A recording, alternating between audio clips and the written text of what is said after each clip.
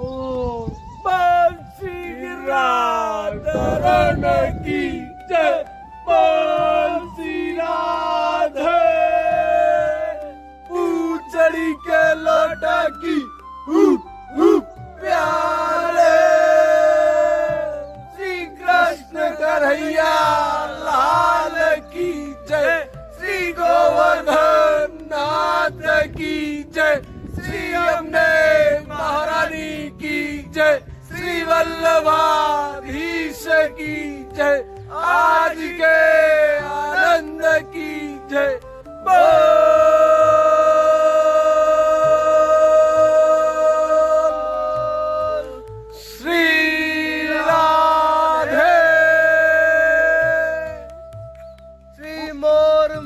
बंसी वाले की जय, बलिहारन बलिहार।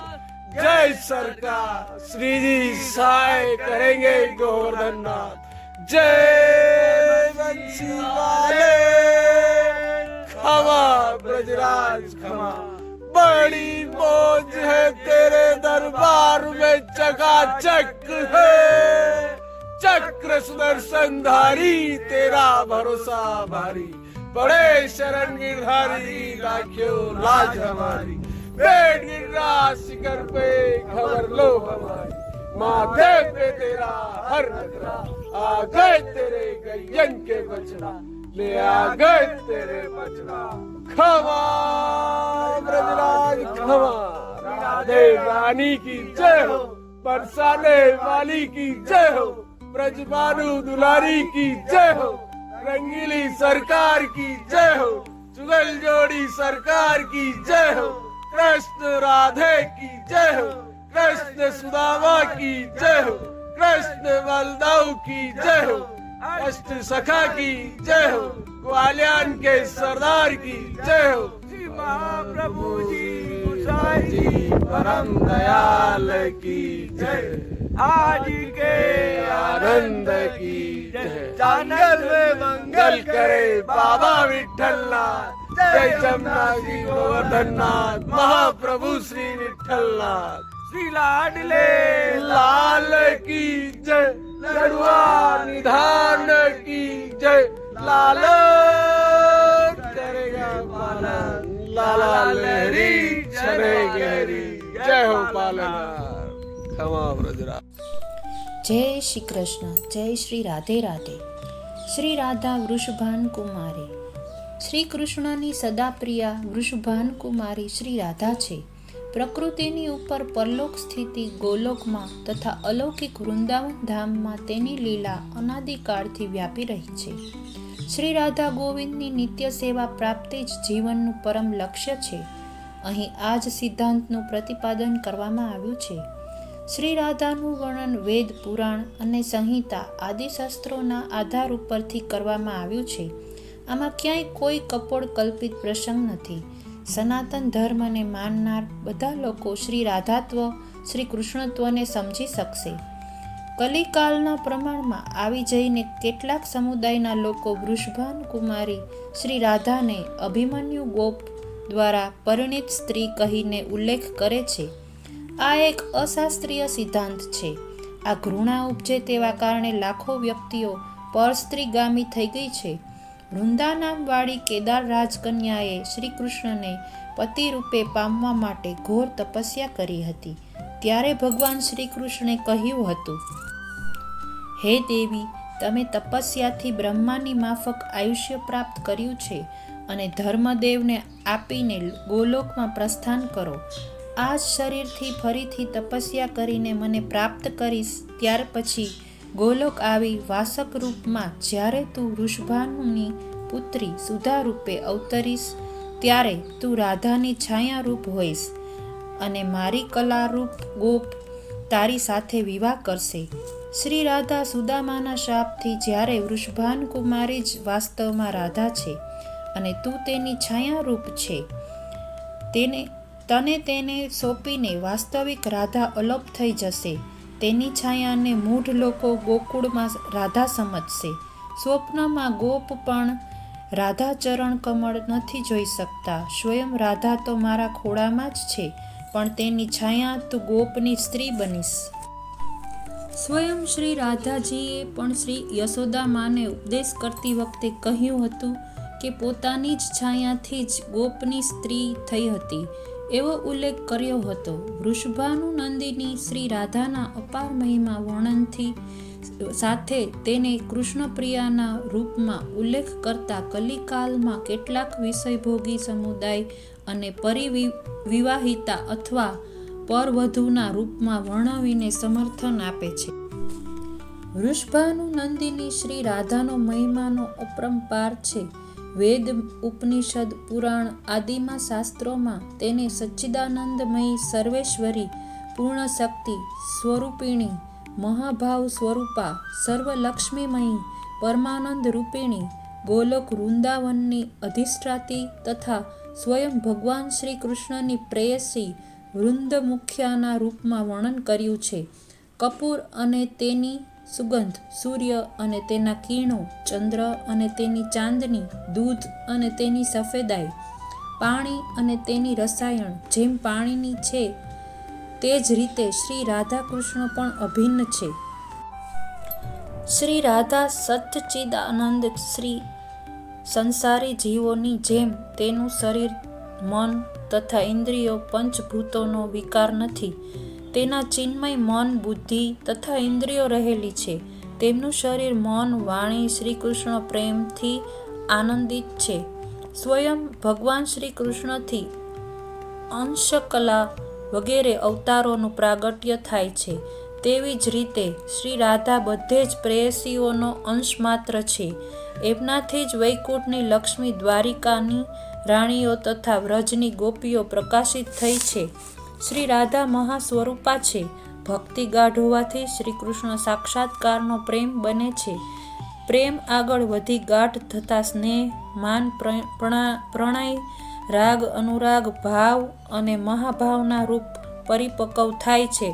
શ્રી રાધાનું અંદર બહારનું અંગ પ્રત્યંગ કૃષ્ણમય છે. શ્રી કૃષ્ણની બધી જ ઈચ્છાપૂર્તિ રૂપ આરાધનામાં તત્પર રહેવાને લીધે તેનું નામ રાધા છે.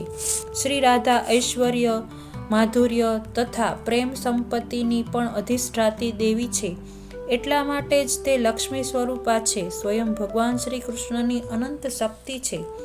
સૌંદર્ય, માધુર્ય, લાવણ્ય અને ઉદારતાની અધિષ્ઠાતી પણ રાધા જ છે. શ્રી રાધા ભવ્ય લીલા પરાયણ શ્રી કૃષ્ણની સાથે નિત્ય ગોલોકમાં ભવ્ય લીલામાં સંકળાયેલી છે. શ્રી રાધા નિત્ય વૃંદાવનની અધિષ્ઠાતી છે. શ્રી વૃંદાવન રાધા રાણીનો જ પ્રકાશ છે. શ્રી વૃંદાવનના સૌંદર્ય, માધુર્યમાં શ્રી કૃષ્ણને શ્રી રાધાની જ પ્રેરણા થાય છે તથા શ્રી રાધાના વગર વૃંદાવનની કલ્પના પણ સંભવિત નથી. વૃષભાનુનંદિની રાધા જ નિકુંજમાં વિહરનારી છે. અનંત શક્તિમાન સ્વયં ભગવાન શ્રી કૃષ્ણની ત્રિવિધ શક્તિઓનો ઉલ્લેખ મળે છે. સ્વરૂપ શક્તિ, જીવન શક્તિ, માયા શક્તિના પણ ત્રિવિધ પ્રકાર છે. સંધિની, સંવિત અને દ્વાદિની. ભગવાનના નામરૂપ લીલાધામમાં કોઈ તફાવત નથી. ત્યાં કાળનો પ્રભાવ નથી. ભગવાનના ધામમાં હંમેશા વર્તમાન કાળ જ હોય છે. પ્રકૃતિની ઉપર ગુણાતીત ગોલોકધામમાં શ્રી રાધાનો આવિર્ભાવ કેટલી રીતે થયો તેવું એક પ્રયાણ બ્રહ્મવૈવર્ત પુરાણમાં નીચે પ્રમાણે વર્તવ્યું છે. શ્રી કૃષ્ણના કાવ્ય ભાગમાં એક કન્યાનો આવિર્ભાવ થયો. તેને દોડીને ફૂલ હાથમાં લઈ પ્રભુના ચરણોમાં અર્ધ્ય પ્રદાન કર્યું. ગોલોકના રાસમાઈ પ્રગટ થઈને શ્રી કૃષ્ણની સન્મુખ ઉપસ્થિત થઈ. તેટલા માટે જ શ્રેષ્ઠ બ્રાહ્મણ પુરાતત્વના જાણકારો તેમને રાધા નામે બોલાવે છે. પરમાત્મા શ્રી કૃષ્ણને પ્રાણાધિષ્ઠાત્રી તે દેવી પ્રાણમાંથી આત્માભૂત થઈ પ્રાણથી પણ પ્રિય બની. તે 16 વર્ષની નવયૌવન સંપન્ન પ્રજ્વલિત અગ્નિ જેવા શુદ્ધ વસ્ત્રો ધારણ કરનારી, હસમુખી, રમણીય, કોમળ અંગોવાળી, સુંદરોમાં શ્રેષ્ઠ, ભરાવદાર નિતંબોવાળી, ભરાવદાર વક્ષસ્થળને ધારણ કરનારી હતી. તે દેવી સુંદર સીમંતને ધારણ કરનારી તથા શરદના મનોહર કમળની જેમ એના નેત્ર વિકસિત હતા. પક્ષી શ્રેષ્ઠ ગરુડની પાંખને તિરસ્કૃત કરતા સુંદર નાકવાળી તથા સુવર્ણ ગણને મહાત કરતા ગંડયુગ્મને ધારણ કરતી હતી. રત્નોના અલંકારથી સુશોભિત સુંદર તેના કાન હતા. ચંદન, અનાર, કસ્તુરી, કુમકુમ, સિંદૂર, બિંદુ વગેરેથી શોભિત કપાળ હતું. માલતી ફૂલમાળાથી સુશોભિત સુસંસ્કૃત તેનો કેશપાસ સુંદર સુગંધથી સુશોભિત હતો. કમળની શોભાને લજાવનાર ચરણકમળથી ચાલતી વખતે જાણે કે હંસગતિને પરાસ્ત કરતી હતી. દિવ્ય રત્ન નિર્મિત સુંદર પાશ, અમૂલ્ય રત્નોથી નિર્મિત તથા ચિત્ર વિચિત્ર મંજારથી રંજિત તથા અલંકૃત તે દેવી શ્રી કૃષ્ણની સાથે વાર્તાલાપ કરીને તેના મુખકમળને અસ્મિત કટાક્ષ ભાવથી નિરીક્ષણ કરતી તેમના દિવ્ય સિંહાસન ઉપર તેમની સાથે જ બેસી ગઈ. એ જ સમયે શ્રી રાધારાણીની રૂવાટીમાંથી સુસ્થિર યૌવનવાળી વેશભૂષા તથા સૌંદર્યથી પરિપૂર્ણ એમના જેવી અસંખ્ય ગોપિકાઓ ઉત્પન્ન થઈ. તે જ પ્રકારે શ્રી કૃષ્ણની રૂવતીમાંથી અસંખ્ય ગોપો પણ પ્રગટ થયા. માયાવી ગોલોકધામમાં નિત્ય રાસ રચાય છે. તે ધામ જન્મ, મૃત્યુ, જરા, વ્યાધિ, રોગ, શોકથી મુક્ત છે. ત્યાંની બધી જ વસ્તુઓ ચિન્મય છે. કામ, ક્રોધ, લોભ, મોહ, મદ, મત્સરનું ત્યાં સ્થાન નથી. નાનું સાધારણ જળ પણ અમૃતથી વધારે મીઠું છે. સાધારણ વૃક્ષ પણ કલ્પતરુથી વધારે ઉદાર તથા મહિમાવાળું છે. સાધારણ ગાય પણ કામધેનુથી ચડી જાય તેવી છે તથા સાધારણ સ્ત્રી પણ લક્ષ્મીની માફક સુંદર છે. ત્યાંની ભૂમિ ચિંતામણી છે. સાધારણ લોકોના વાર્તાલાપ પણ દિવ્ય સંગીતમય તથા મોહક મધુર નૃત્ય જેવી આકર્ષક છે. માયાવી ગુણોથી સહિતકાળના પ્રભાવથી તે દિવ્ય ચિન્મય લોકોમાં હંમેશા પૂર્ણ ચંદ્ર ઉદિત રહે છે. ત્યાં સૂર્યના કિરણો પણ પ્રખર તેજ નથી હોતા, કારણ કે તે ચિન્મય છે. 6 ઋતુઓ ત્યાં રાધા ગોવિંદની સેવાને માટે સર્વદા તત્પર છે. ત્યાંના પશુ પક્ષી, લતા, સરોવર, પર્વત બધું જ ચિન્મય તથા શ્રી કૃષ્ણની સેવામાં તત્પર છે. ત્યાં પશુ પક્ષીઓમાં વેરભાવ નથી, પરંતુ તે બધા શ્રી કૃષ્ણમાં પ્રેમભાવવાળા છે. એ દિવ્ય ગોલોક ધામના નાયક નાયિકા શ્રી રાધાકૃષ્ણ છે. શ્રી કૃષ્ણ ભવ્ય કિશોર, નટવર પીતાંબરધારી, વનમાલાથી સુશોભિત અને મયુર પીંછથી અલંકૃત, બંસી વાદનમાં મસ્ત ગોવાળ છે. કરોડો નીલમણિ સમાન તેજ વેરનાર તેમની માંગ શોભા છે. કરોડો શરદ પૂર્ણિમાથી શોભાને લજાવનારું તેમનું મુખચંદ્ર છે. નિત્ય નવીન લાગતું સૌંદર્ય લાવણ્ય તારુણ્યને પ્રગટાવનાર ચક્રવર્તી સમાન છે. એક શ્રી કૃષ્ણ ગાયો ગોપીઓના પ્રિય છે તથા ગોપીજન વલ્લભ છે. તે યમુના કિનારે નિવાસી તથા નિત્ય રાસલીલા પરાયણ છે. શ્રી રાધા તેમની પ્રેયસીઓમાંથી મુખ્ય છે. તે ભવ્ય કિશોરી, દુર્લભ સૌંદર્યવાળી લક્ષ્મી, કરોડો વિદ્યુત લતા જેવી કાંતિવાળી લલિત વસ્ત્રથી કરોડો અમોઘ સૌંદર્ય, વીંટળાયેલી માધુર્ય, તારુણ્ય, લાવણ્યની અધિષ્ઠાતી દેવી, કરોડો શરદના ગ્રંથની સુષ્માને પરાજિત કરનાર મુખશ્રીવાળી તથા નિત્ય રાસની ઉત્સુક મહાભાવ રૂપિણી છે. તેમજ લલિતા, વિશાખા, ચિત્રા, સહેલી, રંગદેવી, ઇન્દુલેખા, તુંગવિશ્વા, ચંપકલતા જેવી તેની બીજી 8 સખીઓ પણ છે.